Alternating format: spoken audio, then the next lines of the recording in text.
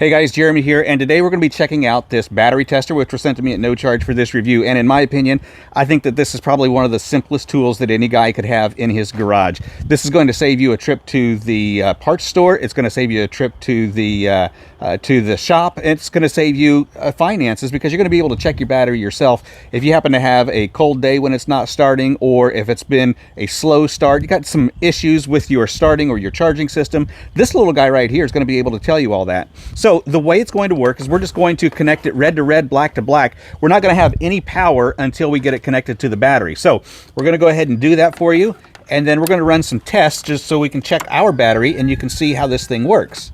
So once I get connected, I've got several different things here on the menu that I can check. I can do a quick test. I can check it with the battery in the vehicle, check it with the battery out of the vehicle, do a waveform, review my data, and then I can also print my data. So I'm going to use these toggle buttons down here at the bottom, and what we're going to do, we'll go ahead and do a quick test first. And we're going to call this 100 amp hour, and then we're going to do our quick test. It may tell me to start the car, it may tell me just to leave it as is, and the battery temperature is above 0 degrees. So we're going to enter that. It's telling me I have a healthy battery at 52%. The charge is 99%.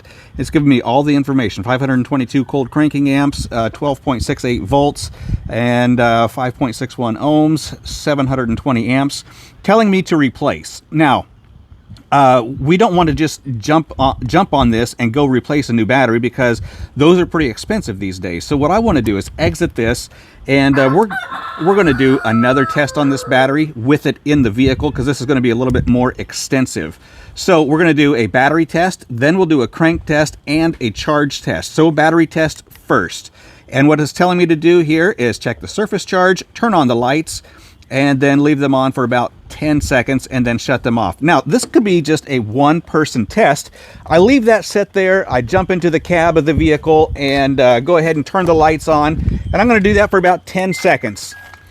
So what you hear right now, that dinging, is my lights are on with the key out of the ignition. We're going to work our way back up here to the tester, and we're going to continue by pressing enter.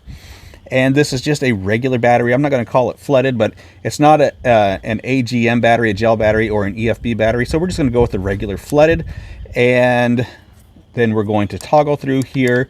And what we're going to look for is the cold cranking amps, and on the battery it says my cold cranking amps are 500. So we're going to set that at 500, hit our enter, and then it may have me do some other options here.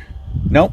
Now it's telling me a healthy battery, charge is 71%, and giving me all the other information that we had on the initial quick test. Now it's telling me I got a good battery. That's why we don't just want to jump on the report here and go get a new battery. Let's check some other things before we make our final decision. So we're battery in vehicle. We're going to do a crank test this time and make sure that we're cranking all right. So it's telling me to start the engine.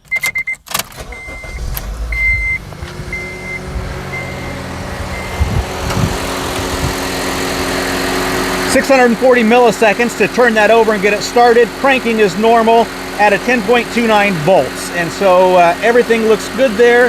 No scrolling. It's just a good crank test. Next thing we're going to do is exit this, and we are going to do our last charging test. We're just going to leave the vehicle running. And now it's telling me to increase my RPMs from 2,500, between 2,500 and 3,000 for 5 seconds. Right in between 2,500 and 3,000. We're running at about 2,700. It only said to do it for about 5 seconds, so I think we're there. And now we're going to go ahead and press our...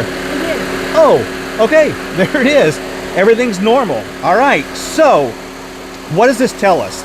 This tells us that we don't necessarily want to run a quick test on a battery that's been sitting stagnant for a period of time, because it's not going to give you the most accurate reading, right? It's going to give you a reading, but it's probably not going to be the most accurate reading. When you test your batteries, it's probably going to be best to check it with your cranking and your charging, just to make sure that everything checks out. Now, I can take this inside and check another battery that I know is brand new in the box and put my checker on here, and it's going to tell me to replace the battery. So that's why it's important to check your batteries inside the vehicle. I know that's not always going to be the case, but to get a true reading, you want to check your cranking and your charging system, make sure that everything is working right before you make that trip to the parts store, dump a couple $100 on a new battery when you may not even need one. So the ANCEL battery tester, it's super handy, really nice to have.